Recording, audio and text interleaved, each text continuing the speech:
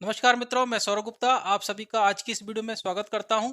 दोस्तों, आज की इस वीडियो में हम बात करने जा रहे हैं मैनेजमेंट के बारे में। मैनेजमेंट क्या होता है, एडमिनिस्ट्रेशन क्या होता है और ये हमारी प्रोफेशनल लाइफ में हमारे लिए किस तरीके से यूजफुल है।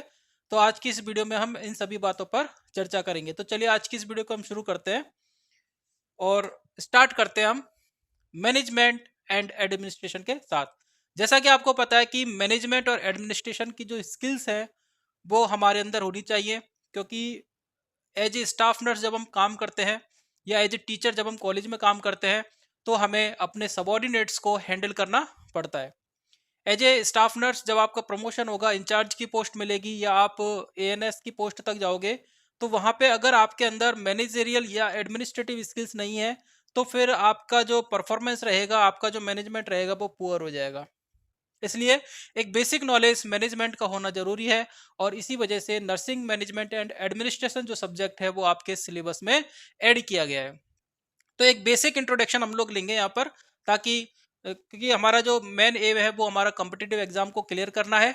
तो कॉम्पिटिटिव एग्जाम के पॉइंट ऑफ व्यू से इस सब्जेक्ट को यहाँ पर डिस्कस किया जाएगा और मोस्टली इसमें डेफिनेशन बेस्ड क्वेश्चन पूछे जाते हैं, टर्मिनोलॉजी से रिलेटेड क्वेश्चन पूछे जाते हैं। तो अगर इतना हमने पढ़ लिया, जितना कि हम आपको पढ़ाएंगे उतना अगर हमने पढ़ लिया, क्लियर हो गया, तो हमारा कोई भी क्वेश्चन गलत नहीं होगा, क्योंकि इन टॉपिक से बाहर क्वेश्चन जाएगा नहीं। दो तीन इंपॉर्टेंट क्वेश्चन जो कि बार बार रिपीट हुए हैं वो हम आने वाली इस वीडियो में और आने वाली जो भी वीडियोस रहेंगी उनमें मैं हर एक पॉइंट को आपको क्लियर करूंगा कि कौन कौन से क्वेश्चंस जो थे वो एग्जाम में पूछे गए थे और मतलब नॉलेज नहीं होने के कारण वो क्वेश्चंस गलत हो जाते हैं स्टूडेंट्स के। ठीक है, लेकिन आज हम जो हमारा जो पूरा सिलेबस है इसको हम तरीके से और डिटेल में मतलब अच्छे तरीके से इसको क्लियर करेंगे। तो चलिए शुरू करते हैं।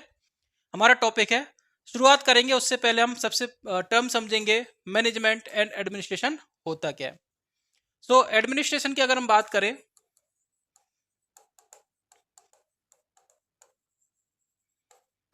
एडमिनिस्ट्रेशन की अगर हम बात करें तो एडमिनिस्ट्रेशन का मतलब क्या होता है। देखने में अगर जो दोनों टर्म है मैनेजमेंट और एडमिनिस्ट्रेशन एक साथ यूज की जाती है तो कई बार हमको ये भ्रम भी हो जाता है कि ये दोनों टर्म जो है वो सिमिलर है और इनमें कोई डिफरेंस नहीं है। और फैक्ट भी यही है कि दोनों टर्म सिमिलर हैं, लेकिन इनमें एक माइनर सा डिफरेंस है और वो ये है कि एडमिनिस्ट्रेशन जो होता है वो फंक्शन होता है क्या, सेटिंग अप पॉलिसीज, गोल, पॉलिसीज को सेट करना, गोल को सेट करना, ऑब्जेक्टिव को सेट करना, प्रोसेस को सेट करना, ठीक है, रिजल्ट्स को सेट करना। ये जो भी डिटर्मिनेशन वाले फंक्शंस हैं वो सब किसके अंतर्गत आते हैं, एडमिनिस्ट्रेशन के अंतर्गत। इसका मतलब हम कह सकते हैं कि एडमिनिस्ट्रेशन जो होता है वो कैसा फंक्शन होता है, डिटर्मिनेटिव फंक्शन होता है। मतलब ये चीजों को डिटरमाइन करता है, डिफाइन करता है कि हम हमारा जो ऑर्गेनाइजेशन है, इंस्टीट्यूट है, वो उसको हमको क्या मतलब उस इंस्टीट्यूट को क्या अचीव करना है, लास्ट में क्या उसको प्रोडक्ट तैयार करना है, क्या सर्विसेज देनी है और जो सर्विसेज हम देंगे वो क्वालिटेटिव हो, इस बात का भी हमको ध्यान रखना है। तो वो क्वालिटेटिव किस तरीके से बनेंगी, कौन हमारा स्टाफ रहेगा, ये जितना भी प्लानिंग वाला फंक्शंस है, डिसाइडिंग वाला फंक्शन, डिटर्मिनेटिव फंक्शंस, वो क्या है आपका एडमिनिस्ट्रेशन। ठीक है, अब बात करते हैं मैनेजमेंट की।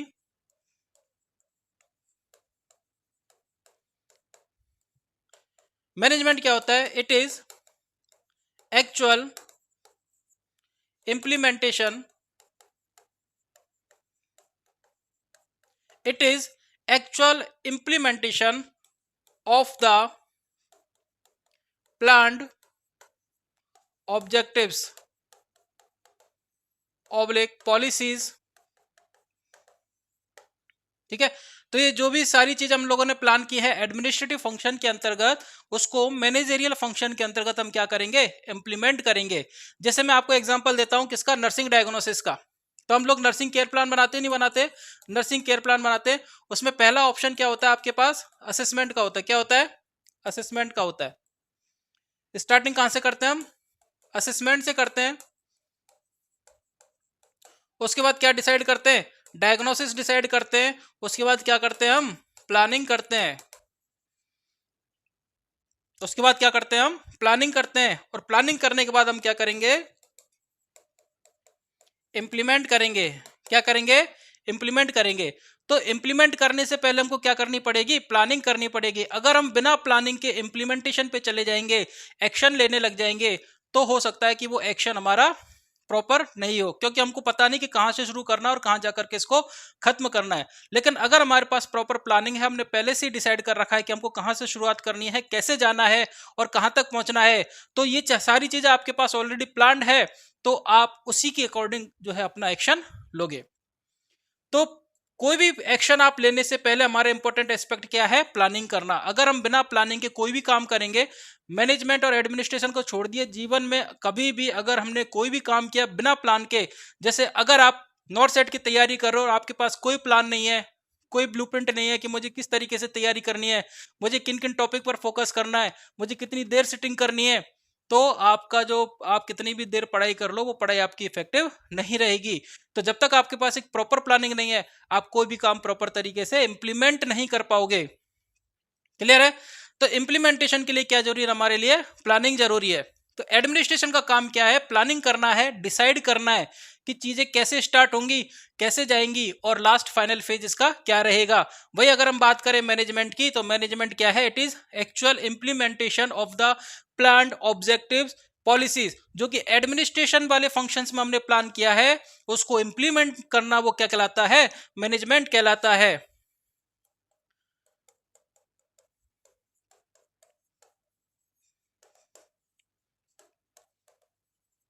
मैनेजमेंट कैसा फंक्शन है, एग्जीक्यूटिव फंक्शन है। मैनेजमेंट कैसा फंक्शन है, एग्जीक्यूटिव फंक्शन है। एग्जीक्यूटिव का मतलब होता है इंप्लीमेंट करना, चीजों को, प्लान चीजों को एक्शन में लेकर के आना, अपनी प्लानिंग को एक्शन में लेकर के आना, वो कहलाता है एग्जीक्यूटिव फंक्शंस।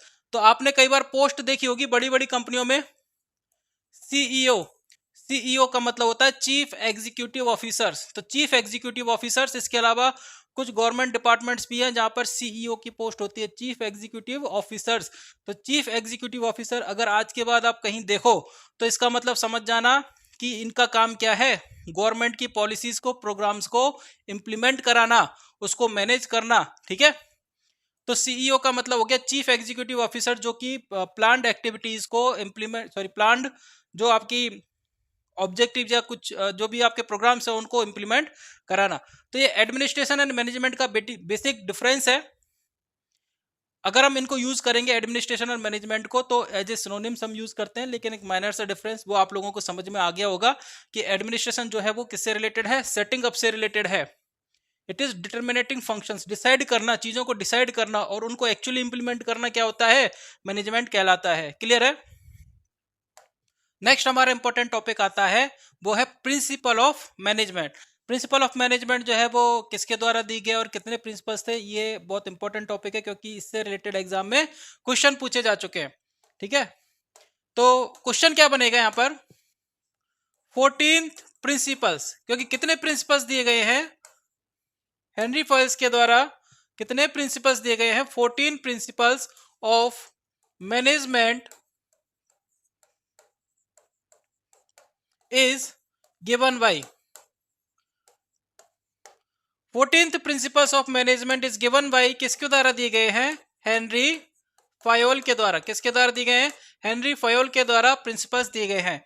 ये वो प्रिंसिपल्स हैं जो हमारे प्रोफेशनल काम के हैं। अगर आपको कहीं किसी कॉलेज में अगर आपको मैनेजरियल पोस्ट दे दी जाए, आप एज ए ट्यूटर काम करोगे, एज ए प्रिंसिपल काम करोगे, या किसी वार्ड में अगर आपको इंचार्ज की पोस्ट मिल जाती है, सुपरिंटेंडेंट की पोस्ट मिल जाती है, और अगर आपके पास मैनेजमेंट का एक्सपीरियंस नहीं है, ना ही मैनेजमेंट की नॉलेज है, तो हमारा मैनेजमेंट उतना इफेक्टिव नहीं रहेगा जितना कि होना चाहिए। तो 14 प्रिंसिपल्स जो है वो हमें मैनेजमेंट को समझने में हेल्प करते हैं कि हमें किन किन चीजों पर ध्यान रखना है और किन किन चीजों से बचना है।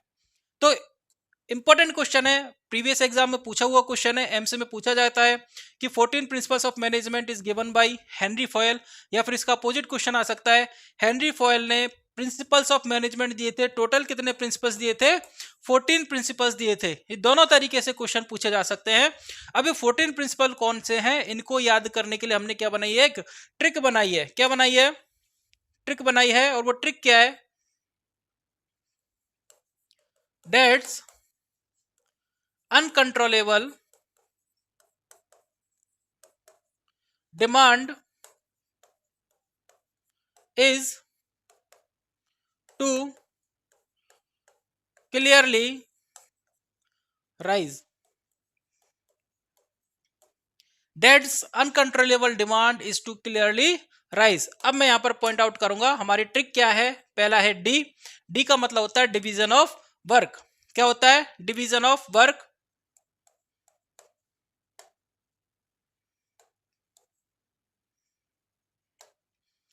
डिवीजन ऑफ वर्क हम लोग नेक्स्ट पेज पर लिखेंगे, पहले समझ लेते हैं। डी का मतलब डिवीजन ऑफ वर्क, ए का मतलब अथॉरिटी एंड रिस्पॉन्सिबिलिटीज, डी का मतलब डिसिप्लिन।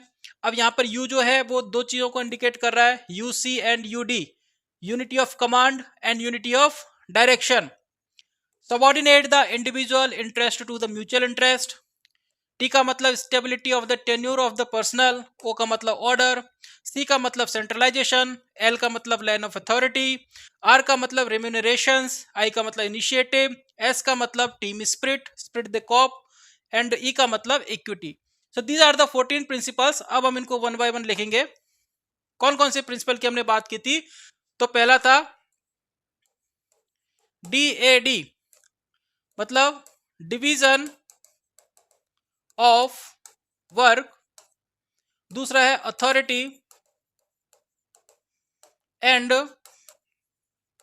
रेस्पॉन्सिबिलिटी। तीसरा है डिसिप्लिन। पहला हो गया डेट्स, दूसरा था अनकंट्रोलेबल डिमांड। अनकंट्रोलेबल डिमांड तो यू जो है वो दोनों के लिए कॉमन है। Uncontrollable demand, unity of command, unity of direction. Dates uncontrollable demand is में क्या आएगा? आई। आई से क्या बनेगा हमारा? Subordinate individual interest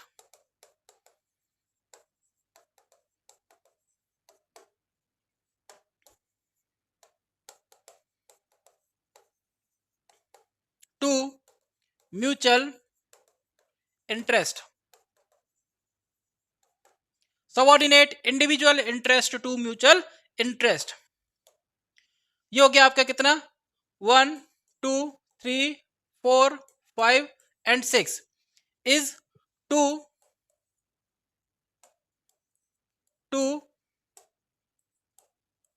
clearly. Clearly में सी और एल काम में आएगा हमारे, क्लियरली राइज। टी का मतलब क्या है? Stability of tenure of personnel, stability of tenure of personnel. O का मतलब ऑर्डर, सी का मतलब होता है सेंट्रलाइजेशन, सेंट्रलाइजेशन। एल का मतलब होता है लाइन ऑफ अथॉरिटी,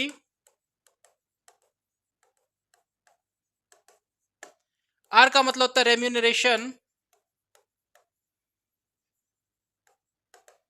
आई का मतलब होता है इनिशिएटिव, एस का मतलब होता है टीम स्पिरिट, और ई का मतलब होता है इक्विटी। ठीक है, तो दीज आर द 14 प्रिंसिपल्स। 6 हो गए थे, 7 8 9 10 11 12 13 and 14। So these are the 14th principles आप लोगों की नॉलेज के लिए। हालांकि एग्जाम में जो है अभी तक तो क्वेश्चन जो पूछा गया है वो ये पूछा गया है कि मैनेजमेंट के जो प्रिंसिपल्स थे, फेमस प्रिंसिपल्स, क्योंकि हेनरी फॉयल्स के जो प्रिंसिपल्स हैं वो फेमस है। और कितने प्रिंसिपल्स दिए थे? 14 प्रिंसिपल्स दिए। तो जो फेमस प्रिंसिपल हैं वो किसके द्वारा दिए गए थे? हेनरी फॉयल के द्वारा। कभी कभी एक चांस बनता है कि क्वेश्चन पूछ लिया जाए कि which of the following principles is not given by Henry foil. इस तरह का चांस भी बन सकता है। तो उस चांस को खत्म करने के लिए, उस रिस्क को खत्म करने के लिए हमारे पास क्या है? ट्रिक है। हमारे पास क्या है? ट्रिक। उस ट्रिक के द्वारा हम उस रिस्क को खत्म करेंगे कि बाई चांस कभी ऐसा क्वेश्चन पूछ लिया जाए कि हेनरी फॉयल्स ने जो प्रिंसिपल्स दिए थे, which of the following is not belongs to the principles given by the Henry Fayol. ठीक है, तो ये प्रिंसिपल्स अगर आपको याद रहेंगे तो आपका क्वेश्चन गलत होने से बच जाएगा। क्या क्या प्रिंसिपल्स है? Division of work. Division of work क्या कहता है कि आपके पास जितनी भी सबऑर्डिनेट्स है, आपके अंडर में जितने भी एम्प्लॉय काम करते हैं, उन सबको काम जो है वो बराबर बांटा जाना चाहिए और उनकी स्किल्स के अकॉर्डिंग दिया जाना चाहिए। जनरली प्राइवेट सेक्टर में या गवर्नमेंट सेक्टर में क्या होता है कि जो चापलूसी करने वाले लोग होते हैं उनको कोई काम नहीं दिया जाता, क्योंकि मैनेजमेंट उनसे खुश रहता है, क्योंकि उनको भी इस चीज की आदत होती है। कई जो मैनेजर्स होते हैं उनको इस चीज की आदत होती है कि लोग हमारी तारीफें करें, और इस वजह से उनको कोई काम नहीं दिया जाता, और जो काम करता है मेहनत से उस पे ऊपर ही सारा बर्डन दे दिया जाता है। तो फाइनली क्या होगा, जो जो इक्वल प्रोडक्टिविटी आनी चाहिए थी, एक पर्सन से तो जीरो प्रोडक्टिविटी आ रही है, और एक पर्सन को आपने इतना डिप्रेस कर दिया कि वो प्रोडक्टिव के बजाय डिमोटिवेट हो गया, और या तो वो कंपनी को छोड़ने की सोचेगा, आपके इंस्टीट्यूट को छोड़ने की सोचेगा, या उसकी जो वर्किंग एफिशिएंसी है वो रिड्यूस होती चली जाएगी। तो डिवीजन ऑफ वर्क जो है वो इक्वल होना चाहिए। जो भी उस पोस्ट पर उस वर्क करने के लिए जिम्मेदार है, सबको काम बराबर बांटा जाना चाहिए, किसी के साथ कोई भेदभाव नहीं किया जाना चाहिए। तो इक्वल डिवीजन ऑफ वर्क।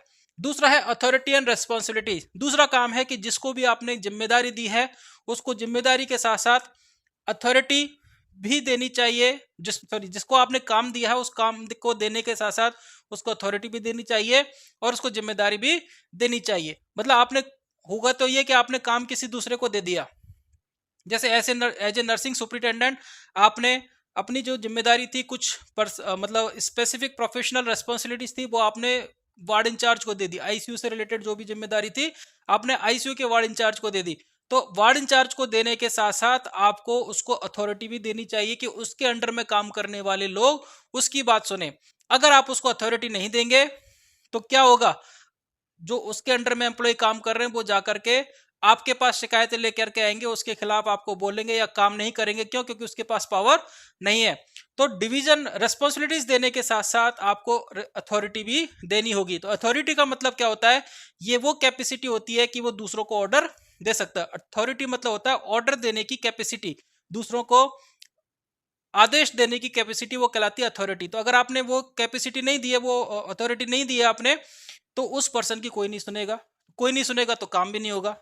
तो अगर आप कोई जिम्मेदारी देते हैं तो साथ के साथ व्यक्ति को अथॉरिटी देना भी चाहिए। डिसिप्लिन। तीसरा फंक्शन है कि डिसिप्लिन। आपको अपने ऑर्गेनाइजेशन में, इंस्टीट्यूट में जो भी आप चला रहे हो वहां पर आपको डिसिप्लिन मेंटेन करना है। डिसिप्लिन का मतलब क्या है कि जो आपके ऑर्गेनाइजेशनल बिहेवियर से रिलेटेड गाइडलाइंस हैं जो आपने सेटअप की हैं कि ये ऑर्गेनाइजेशन में इस तरीके का आपको बिहेवियर करना है, तो आपको ये कोशिश करनी है कि जितने भी एम्प्लॉइज हैं, even then yourself also, even then खुद भी आप उस जो आपकी गाइडलाइंस है उनको आप फॉलो करो। Unity of command. Unity of command का मतलब होता है कि एक सबऑर्डिनेट को एक लोअर ऑर्डर के एम्प्लॉइज को केवल एक सुपीरियर द्वारा ऑर्डर दिया जाना चाहिए। ठीक है। अब जैसे आईसीयू में कोई स्टाफ नर्स काम कर रहे हैं और उनको ऑर्डर देने का अधिकार किसको है? आईसीयू के आईसीयू के जो इंचार्ज है उसको ऑर्डर देने का अधिकार है, तो वो केवल उसी की ऑर्डर सुनेगी। अगर कोई दूसरा स्टाफ आकर के या कुछ कोई दूसरे वार्ड का इंचार्ज आकर के अगर उसको ऑर्डर दे तो उनके अंदर क्या होगा, फिर कंफ्यूजन होगा, क्योंकि लोअर लेवल का एम्प्लॉय उसके लिए दोनों ही अथॉरिटी है। उसके जो आईसीयू की इंचार्ज है वो भी अथॉरिटी और दूसरे वार्ड की जो इंचार्ज है वो भी अथॉरिटी है, क्योंकि हायर पोजीशन पर है। तो अब उसके अंदर क्या हो जाएगा, कंफ्यूजन हो जाएगा कि मुझे किसके ऑर्डर्स फॉलो करने चाहिए। तो इस कंफ्यूजन से बचाने के लिए क्या होगा कि ना तो इस कंफ्यूजन की वजह से क्या होगा कि जो जो एक्चुअल अथॉरिटी है ना तो उसके दिया हुआ काम पूरा हो पाएगा, ना ही जो दूसरी अथॉरिटी है उसके द्वारा जो काम दिया गया वो पूरा हो पाएगा। तो इसके लिए क्या करना चाहिए, यूनिटी ऑफ कमांड होनी चाहिए। एक सुपीरियर के, एक सबऑर्डिनेट के ऊपर केवल एक सुपीरियर होना चाहिए। जैसे अगर आईसीयू के स्टाफ की अगर हम बात करें तो आईसीयू में जितने भी स्टाफ नर्सेज काम कर रहे हैं उनके ऊपर केवल एक सुपीरियर रहेगा, कौन? ICU incharge. Even then nursing superintendent को भी उनको ऑर्डर देने से बचना चाहिए, क्योंकि आईसीयू का जो वार्ड मैनेजमेंट है उसके बारे में फैमिलियर कौन रहेगा, ज्यादातर आईसीयू के इंचार्ज। तो आईसीयू के इंचार्ज को पता है कि मुझे अपने वार्ड को किस तरीके से मैनेज करना है। तो ऐसी स्थिति में नर्सिंग सुपरिटेंडेंट को भी डायरेक्ट ऑर्डर देने से बचना चाहिए। अगर उसको कोई अपना मैसेज इंप्लीमेंट कराना है तो वो किसको कोरिलेट करेगी, वो वार्ड इंचार्ज के साथ कोरिलेट करेगी, ना कि डायरेक्टली स्टाफ के साथ। क्लियर है? तो यूनिटी ऑफ कमांड होनी चाहिए, यूनिटी ऑफ डायरेक्शन होनी चाहिए।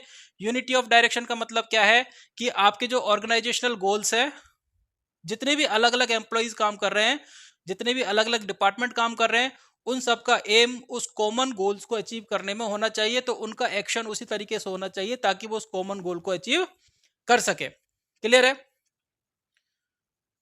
Next is subordinate individual interest to mutual interest. हमें, अब हर आदमी के अपने अपने इंटरेस्ट होते हैं। कोई ऑर्गेनाइजेशन ज्वाइन करता है पैसों के लिए, कोई पोजीशन के लिए, कोई प्रतिष्ठा के लिए। ये एक साइड चीजें हैं और ये हर किसी के मन में होती है। आज अगर मुझे कोई अच्छा इंस्टीट्यूट ज्वाइन करने को मिलेगा तो मैं उसको ज्वाइन करने की कोशिश करूंगा, क्योंकि उसको पता है, मेरे को पता है कि उस इंस्टीट्यूट को ज्वाइन करने से मेरी जो क्रेडिबिलिटी है वो बढ़ेगी। तो ये हर इंडिविजुअल के इंटरेस्ट में रहता है, इसमें कोई भी ऐसी गलत बात नहीं है, क्योंकि हर कोई आदमी ग्रो करना चाहता है, प्रोफेशनली हो चाहे पर्सनली हो। ग्रोथ सबकी नीड होती है, लेकिन हमें कोशिश ये करनी है कि उस नीड के साथ साथ उनकी एक कॉमन नीड भी जनरेट की जाए। जितने भी एम्प्लॉइज आपके अंडर में काम कर रहे हैं, उन सब के अंदर एक फीलिंग और डेवलप की जाए कि आप इस ऑर्गेनाइजेशन के लिए भी डेडिकेशन से काम कीजिए। आपके इंटरेस्ट है और उन इंटरेस्ट को हम पूरा करेंगे, लेकिन हमारे जो ऑब्जेक्टिव्स है उनको पूरा करने में आप हमारी हेल्प करोगे। ठीक है? इस फीलिंग के साथ क्या करोगे, आप उनके जो इंडिविजुअल इंटरेस्ट है उन सबको आप म्यूचुअल इंटरेस्ट पर लेकर आओगे। और म्यूचुअल इंटरेस्ट क्या है? Organisational goal, achievement of the organisational goal. Next is stability of the tenure of the personnel. Tenure of the personnel का मतलब क्या होता है? कितनी देर एम्प्लॉय, कितने टाइम पीरियड के लिए एम्प्लॉय उस पर्टिकुलर ऑर्गेनाइजेशन में रुकता है। ठीक है? गवर्नमेंट सेटअप में तो लंबे समय तक रहता है, तो वहां पर छोड़ करके जाने की संभावना बहुत कम होती है। लेकिन प्राइवेट सेटअप में क्या होता है, पर्सन जो होता है, अगर बेटर अपॉर्चुनिटी मिलती है तो बेटर अपॉर्चुनिटी की वजह से एक इंस्टीट्यूट को, एक ऑर्गेनाइजेशन को क्विट करता है और दूसरे इंस्टीट्यूट को ज्वाइन करता है। तो हमें कोशिश ये करनी चाहिए कि अगर हमारा बेस्ट एम्प्लॉय है तो वो हमारे ऑर्गेनाइजेशन को क्विट करके ना जाए। और स्पेशली कौन सा, जो हमारे मैनेजर्स हैं, जिनको मैनेजरियल पोस्ट पे रखा गया है, वो अगर क्विट करते हैं तो इससे क्या होता है, कंपनी को नुकसान होता है। तो अगर कोई आदमी जॉब छोड़ करके जाता है तो केवल उस आदमी को नुकसान नहीं होता, बल्कि उस कंपनी को भी नुकसान होता है। उसका कारण क्या है कि इतने टाइम तक कंपनी ने उस व्यक्ति को ट्रेनिंग देने के लिए अपने रिसोर्सेज यूटिलाइज किए थे।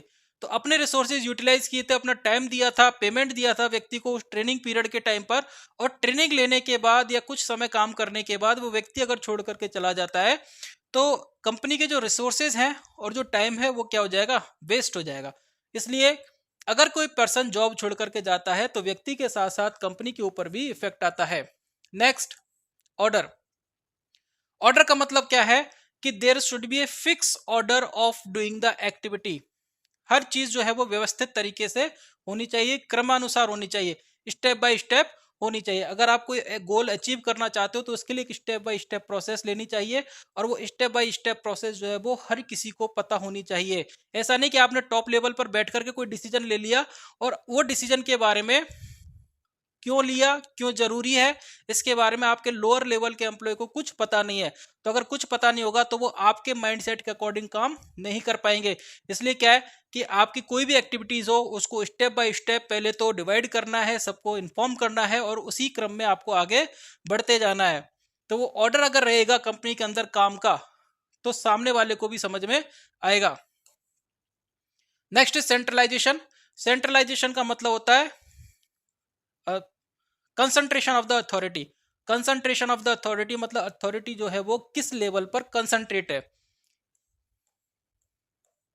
मैनेजमेंट के 3 लेवल होते हैं, टॉप लेवल होता है, मिडिल लेवल होता है एंड लोअर लेवल होता है। टॉप लेवल अथॉरिटी होती है, मिडिल लेवल अथॉरिटी होती है एंड लोअर लेवल अथॉरिटी होती है। अब आपको ये देखना है कि जो सबसे ज्यादा पावर ऑब्वियसली किसके पास रहेगी, टॉप लेवल के पास रहेगी।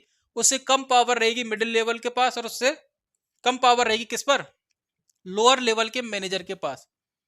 अब छोटे इंस्टीट्यूट में क्या होता है, जो भी सारा डिसीजन लेना होता है, इस लेवल का भी डिसीजन, इस लेवल का भी डिसीजन किसके द्वारा लिया जाता है, टॉप लेवल के मैनेजर्स के द्वारा लिया जाता है। तो ये जो छोटे ऑर्गेनाइजेशन से इंस्टीट्यूट है जिनका सेटअप बड़ा नहीं है, स्टाफ कम है, वहां पर ये चीजें होती हैं। एक बड़ा ट्रस्ट है, ऑर्गेनाइजेशन है, जहां पर डायरेक्टर्स के जो जो उन्होंने अपना सेटअप बनाया है, ऑर्गेनाइजेशन बनाया है, तो उसके इतने सारे डिपार्टमेंट हो गए कि वो अकेले से हैंडल नहीं कर सकते। तो उसके लिए क्या किया उन्होंने, बोर्ड ऑफ डायरेक्टर्स को क्रिएट किया, अलग अलग डिपार्टमेंट के डायरेक्टर्स उसने रखे। तो सेंट्रलाइजेशन का मतलब क्या है कि अगर ओवरऑल अथॉरिटी कहां पर है, टॉप लेवल के पास, सेंटर में, उसको अपन बोलते हैं सेंट्रलाइजेशन ऑफ अथॉरिटी। तो कंप्लीट अथॉरिटी का मतलब इनके पास कोई पावर नहीं है, इनके पास कोई अथॉरिटी नहीं है कि ये अपने से लोअर लेवल को क्या कर सके, गाइडेंस दे सके। ये बस केवल नाम के, ये केवल नाम के है। पूरी की पूरी पावर किनके पास है, पूरी की पूरी अथॉरिटी किसके पास है, टॉप लेवल मैनेजर के पास है। इसको अपन बोलते हैं सेंट्रलाइजेशन ऑफ अथॉरिटी। इसके अपोजिट होता है डिसेंट्रलाइजेशन ऑफ अथॉरिटी। डिसेंट्रलाइजेशन में क्या होता है कि टॉप लेवल जो होता है कुछ अथॉरिटी क्या देता है, किसको देता है, मिडिल लेवल के मैनेजर्स को देता है, और कुछ अथॉरिटी किसको देता है, लोअर लेवल के मैनेजर्स को देता है। इसको अपन बोलते हैं डिसेंट्रलाइजेशन ऑफ अथॉरिटी। मतलब अथॉरिटी जो है वो सेंटर से हटके कहां हो गई, पेरीफेरी में आ गई, मतलब डिसेंट्रलाइज हो गई। अगर केवल सिंगल पॉइंट पर अथॉरिटी रहे तो उसको अपन बोलते हैं सेंट्रलाइजेशन ऑफ अथॉरिटी, और अगर ये अथॉरिटी को डिस्ट्रीब्यूट कर दिया जाता है तो उसको अपन बोलते हैं डिसेंट्रलाइजेशन ऑफ अथॉरिटी। और अथॉरिटी को डिसेंट्रलाइज करने की जो प्रोसेस है वो क्या कहलाती है, डेलीगेशन कहलाती है। क्या कहलाती है, डेलीगेशन। अथॉरिटी को शेयर करने की जो प्रोसेस होती है, अथॉरिटी को देने की जो प्रोसेस होती है वो कहलाती है क्या, डेलीगेशन कहलाती है। तो ये आगे हम सारी चीजें पढ़ेंगे। अभी हमने सेंट्रलाइजेशन को समझने के लिए ये चीजें यहां पर डिस्कस किया।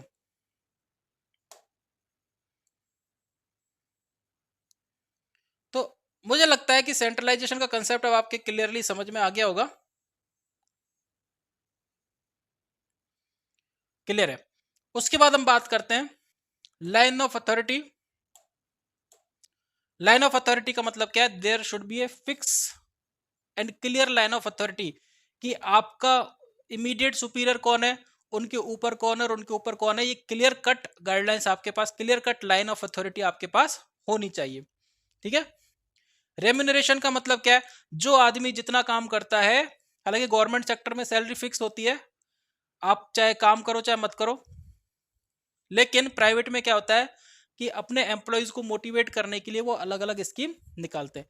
तो रेम्यूनरेशन का मतलब क्या होता है, जितना हार्ड लेवल का काम उनसे कराया जाता है, जितना हार्ड वर्क उनसे कराया जाता है, उसके अकॉर्डिंग जो आपके एम्प्लॉयज हैं उनको पेमेंट देना चाहिए। अगर आप ऐसा नहीं करोगे तो आपके एम्प्लॉयज के मन में क्या आ जाएगा, डिससेटिस्फेक्शन आ जाएगा, असंतुष्टि हो उनको लगेगा कि मैं इतना काम कर रहा हूं लेकिन मेरे को उसके बदले में उतना इफेक्टिव रिटर्न नहीं मिल पा रहा है।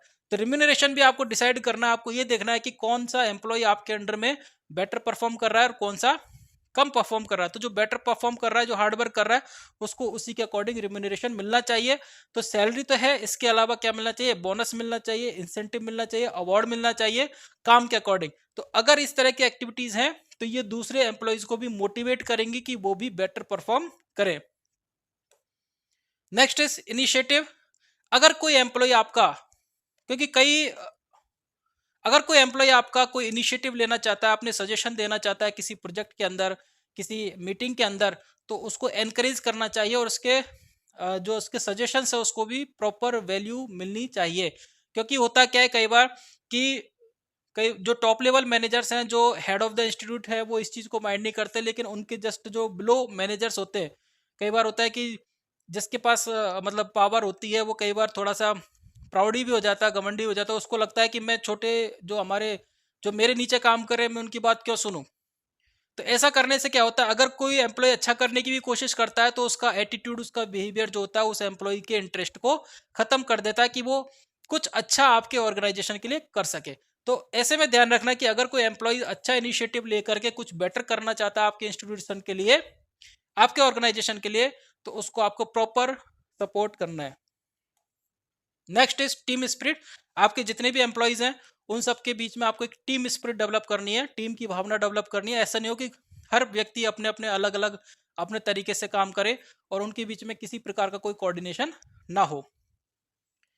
इक्विटी, इक्विटी का मतलब होता है इक्वल ट्रीटमेंट। आपको हर एम्प्लॉयज के साथ इक्वल ट्रीटमेंट करना चाहिए, कभी भी किसी के साथ भेदभाव नहीं करना चाहिए। तो जो मैंने आपको यहाँ पर समझाया था डिवीजन ऑफ वर्क में, कि ऐसा नहीं हो कि आपने एक को तो ज्यादा काम दे दिया और एक को कम काम दिया, आपको प्रॉपर इक्वली काम देना है। और अगर आपने ऐसा किया है कि किसी को ज्यादा काम दिया और किसी को कम काम दिया है, तो जिसको ज्यादा काम दिया है आपने, उसको उसके काम के अकॉर्डिंग क्या मिलेगा, रेम्यूनरेशन मिलेगा। तो अगर रेम्यूनरेशन उसके अकॉर्डिंग मिल रहा है तो फिर उसके अंदर डिससेटिस्फेक्शन नहीं आएगा। क्लियर है? तो रेम्यूनरेशन प्रॉपर होना चाहिए, अगर नहीं है, इक्वली मिल रहा है तो काम भी इक्वली होना चाहिए। अगर आप सबको समान सैलरी दे रहे हो तो काम भी सबको बराबर मिलना चाहिए। ठीक है? इसके अलावा कास्ट के बेसिस पर, रिलीजन के बेसिस पर या अदर किसी बेसिस पर किसी भी प्रकार का कोई डिस्क्रिमिनेशन नहीं होना चाहिए, इक्वल ट्रीटमेंट होना चाहिए। ठीक है? ऐसा नहीं कि आप केवल इनकी बात नहीं सुन रहे या किसी अपने जो दूसरा आपके फेवरेट एम्प्लॉइज है उनकी आप बात सुन रहे हो, केवल उन्हीं की बात मान रहे हो। जैसे उनको उनको अगर कभी लीव की जरूरत पड़े, छुट्टी की जरूरत पड़े, जैसे मैंने देखा है क्योंकि मैंने खुद ने हॉस्पिटल के अंदर काम किया है, ओटी के अंदर। तो जब होता क्या है कि जो आपके इंचार्ज के फेवरेट होते हैं उनको अगर छुट्टी चाहिए तो उनको छुट्टी मिल जाती है, जितनी चाहिए उतनी मिल जाती है। और अगर उनको हाफ डे में भी जाना हो तो भी उनको भेज दिया जाता है। लेकिन अगर कोई दूसरा एम्प्लॉय जो कि उनके फेवर का नहीं है, अगर वो छुट्टी की डिमांड करता है तो उनसे 10 तरीके के क्वेश्चन पूछे जाते हैं। तो अगर आप मैनेजर हो और इस तरह की आपकी हैबिट है तो यकीन मान लिए ये आपके ऑर्गेनाइजेशन में कॉन्फ्लिक्ट जरूर जनरेट करेगा। ठीक है? तो ये आपका जो है प्रिंसिपल्स ऑफ मैनेजमेंट है। इनको अगर आप ध्यान रख लेते हो तो मुझे नहीं लगता कि आपका जो मतलब बेस्ट एफर्ट्स रहेगा किसी भी ऑर्गेनाइजेशन को, किसी भी जिम्मेदारी को फुलफिल करने में। अब हम नेक्स्ट बात करते हैं थ्योरीज ऑफ मैनेजमेंट। तो अलग अलग साइंटिस्ट द्वारा, अलग अलग थ्योरिस्ट द्वारा मैनेजमेंट किस तरीके से किया जाए, इसके अलग अलग एस्पेक्ट को लेकर के थ्योरीज दी गई हैं। तो सबसे पहले हम बात करते हैं साइंटिफिक मैनेजमेंट थ्योरी। थ्योरी से क्वेश्चन जो है वो रेयरली पूछा जाता है, लेकिन बाई चांस कभी आ गया। ठीक है? क्योंकि एक थ्योरी है, theory X and theory Y, वो इंपॉर्टेंट थ्योरी है, उससे क्वेश्चन पूछा जाता है। तो उसको तो हम पढ़ेंगे साथ के साथ, और जितनी भी थ्योरीज है उन सब के बारे में हम डिस्कस करेंगे। साइंटिफिक मैनेजमेंट थ्योरी किसके द्वारा दी गई थी? फ्रेडरिक टेलर के द्वारा। किसके द्वारा दी गई थी? फ्रेडरिक टेलर के द्वारा दी गई थी। इन्होंने कंपनी के अंदर वर्क परफॉर्मेंस को असेस करने के लिए, किसको असेस करने के लिए, कि वर्क परफॉर्मेंस को किस तरीके से इंप्रूव किया जाए, वर्क परफॉर्मेंस को स्टडी किया इन्होंने, साइंटिफिक तरीके से स्टडी किया। और इन्होंने ये देखा कि हमेशा हार्डवर्क जो होता है वो आपकी प्रोडक्टिविटी को बढ़ाने के लिए सफिशिएंट नहीं होता। अगर आप चाहते हो कि आपके एम्प्लॉय हार्डवर्क करे तो वो हार्डवर्क कर लेंगे, लेकिन जरूरी नहीं इससे कि उनकी वर्किंग प्रोडक्टिविटी बढ़े। इसके लिए क्या करना है आपको? इसके लिए आपको क्या करना है? आपके वर्क को सिंप्लीफाई बनाना है। वर्क को सिंप्लीफाई बनाना है, इतना सिंपल बनाना है कि आपके एम्प्लॉय उस काम को करने में क्या करे, एंजॉय करे। तो अगर आपका वर्क सिंप्लीफाई हो गया तो सिंप्लीफाई करने के साथ साथ क्या होगा, आपके प्रोडक्टिविटी भी बढ़ेगी और आपके एम्प्लॉय भी क्या करेंगे, उस चीज को एंजॉय करेंगे। इसके अलावा इन्होंने कहा एक तो तरीका ये हो गया कि आप केवल हार्ड वर्क करा करके अपने इंस्टीट्यूट की, अपने ऑर्गेनाइजेशन की प्रोडक्टिविटी नहीं बढ़ा सकते। प्रोडक्टिविटी बढ़ाने के लिए आपको स्मार्ट वर्क करना होगा। आपको आपने जो टास्क दिया है उस टास्क को पहले सिंप्लीफाई करना होगा। ठीक है?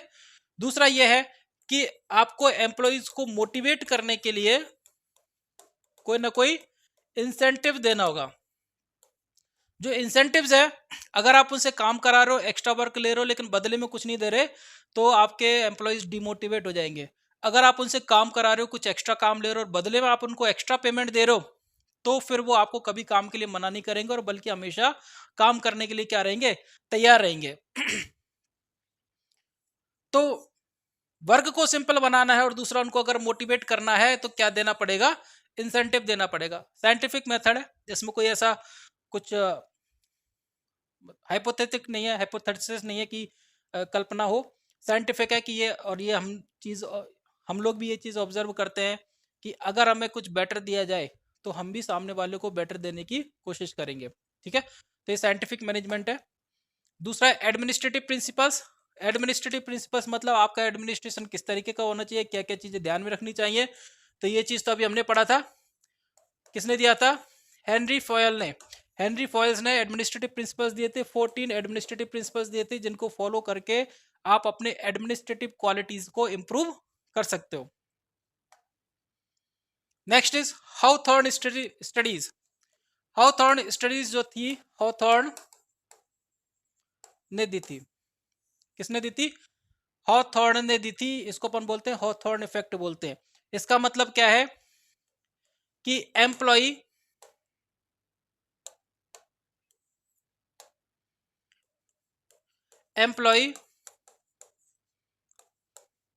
Better work if they are observed.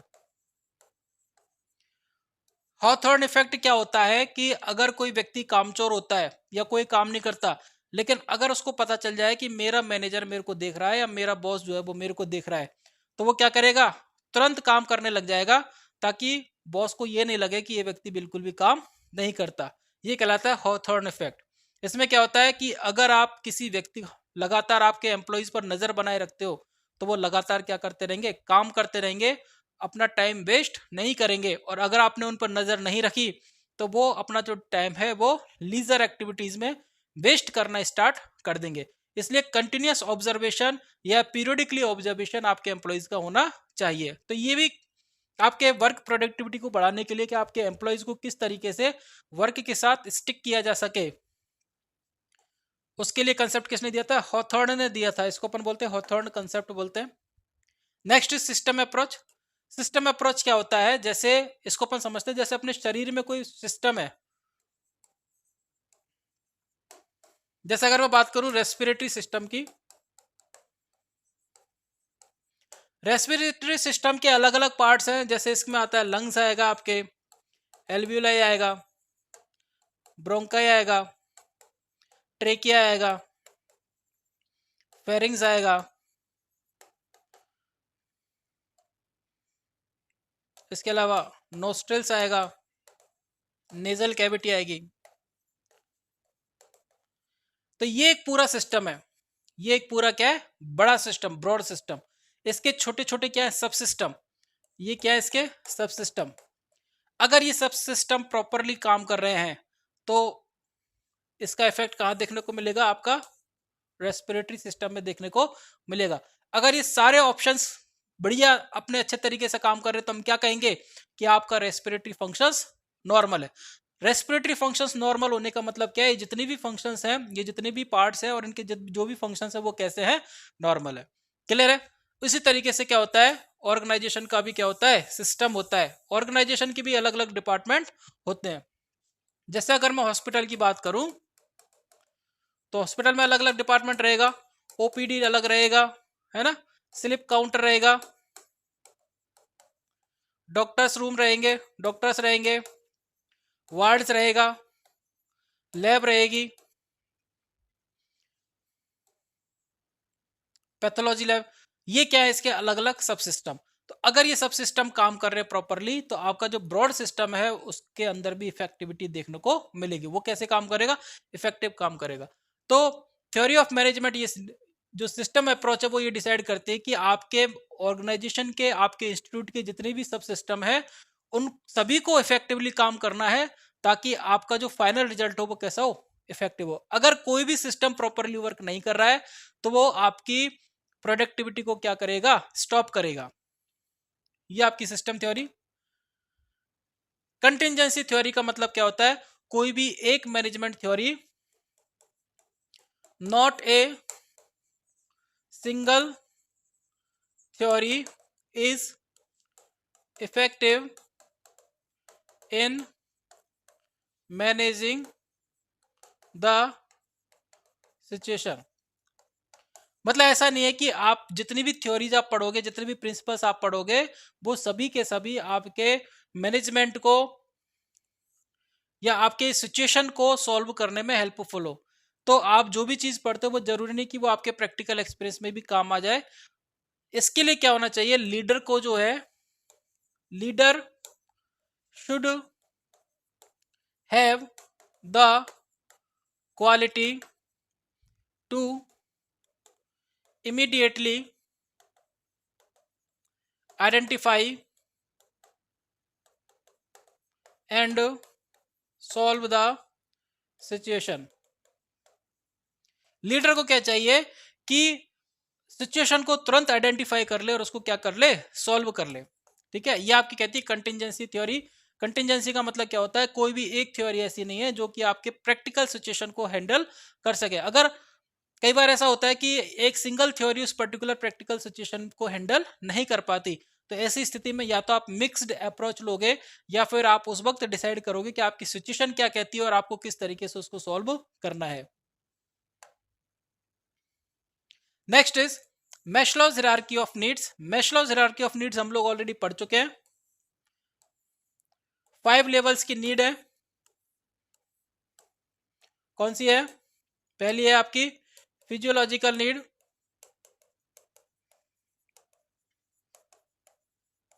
दूसरी है safety and security,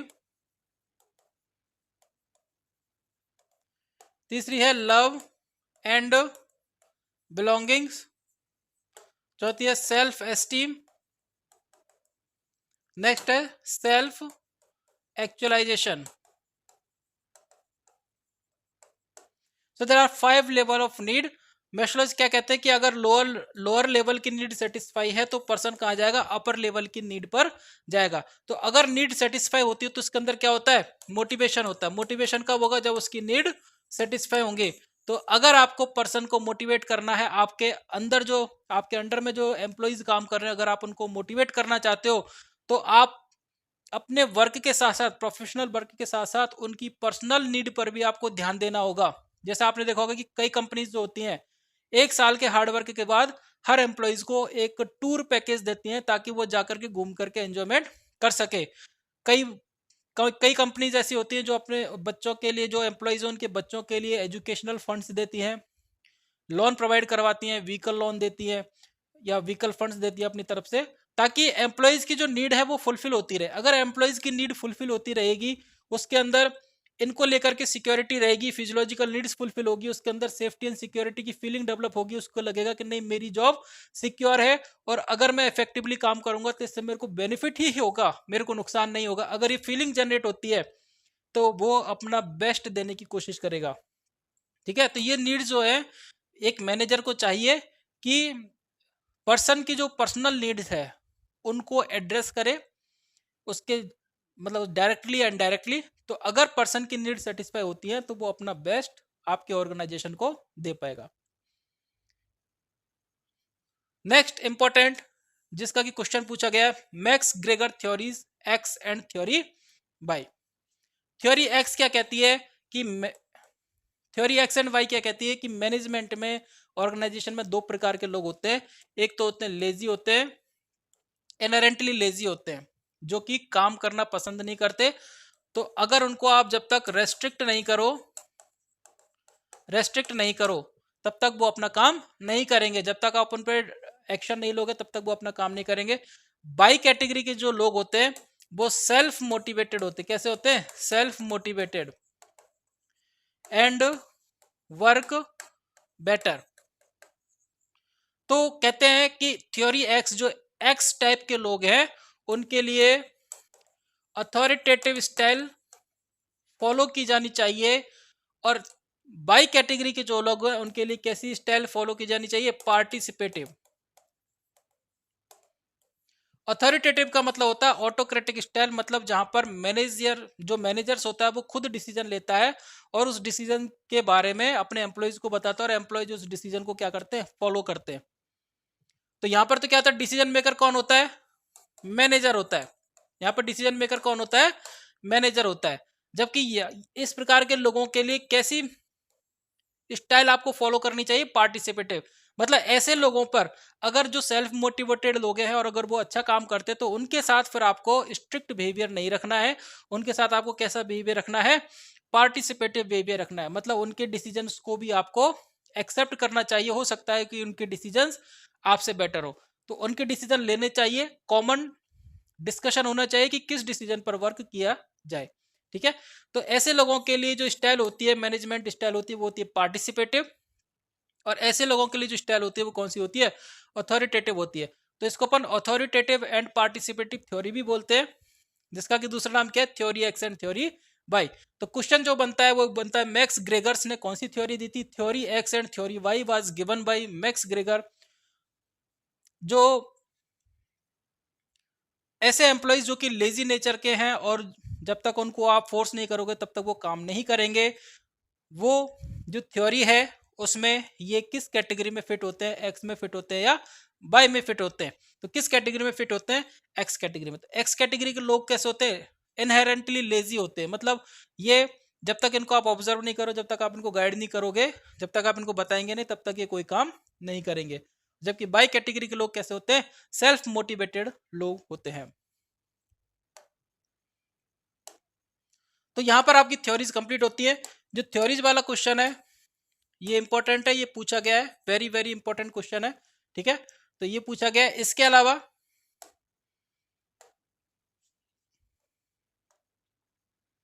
Hawthorne effect, Hawthorne effect जो है वो भी अपने आप में एक इंपॉर्टेंट क्वेश्चन है।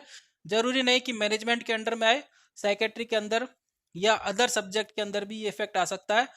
और इंपॉर्टेंट टर्म है हॉथॉर्न इफेक्ट। इसमें क्या होता है कि जब भी कोई सुपीरियर ऑब्जर्व करता है तो एम्प्लॉय जो होता है वो उसको दिखाने के लिए ही सही काम करना शुरू कर देता है, ठीक है। तो ये दो इंपॉर्टेंट क्वेश्चन आपके बनते हैं।